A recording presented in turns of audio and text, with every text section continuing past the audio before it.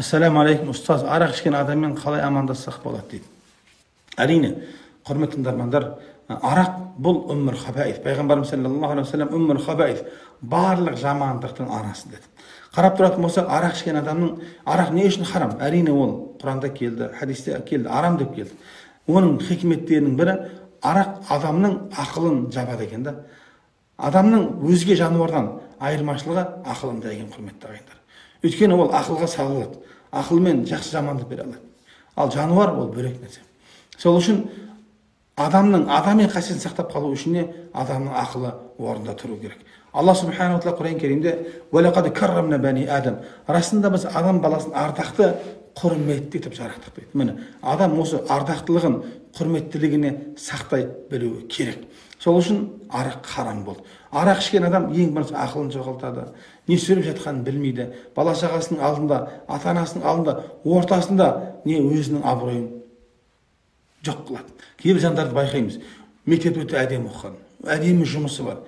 Бұл айтқан уақытта жан жақта жағдайы бар азаматта, бірақ ішкіліктің нәтижесінде ешкімнің алдында, бұл айтқанда болмыш дейді ғой, тіпті сондай деңгейге түсіп кеткен азаматтарды бізде байқап естіп жатамыз. Құдай сақтасын. Сол үшін араққа адам мүлдем жақындамау керек.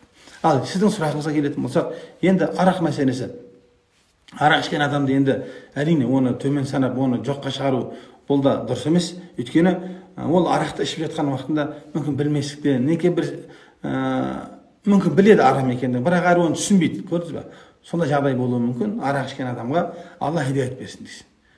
Шамаңыз келсе, сөзін көтеретін болса, бауырым, бұл арақ, бұл дұрыс емес, бұл адам жамандық итермелейді, бұл сіздің берекеңізді қашырады, отбасыңыздағы абыройыңызды, қоғамдағы абыройыңызды кетіреді. Сізді бұл айтқан уақытта мысалдармен әдемілеп түсіндіретін болса, иншалла, ол адамды адам ғой.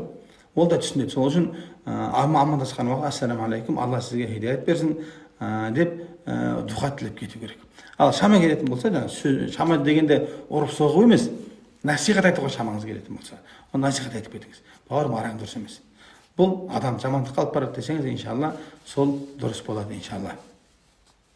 Кейде мысалы біз қазақ халқымыз ғой, мұсылман халықпыз да. Сен арақ ішсең, сен мұсылман емессің деп айтатын болса, ол сізбен ішіп алса да төбелеседі. Өйткені ол өзі мұсылман деп санайды.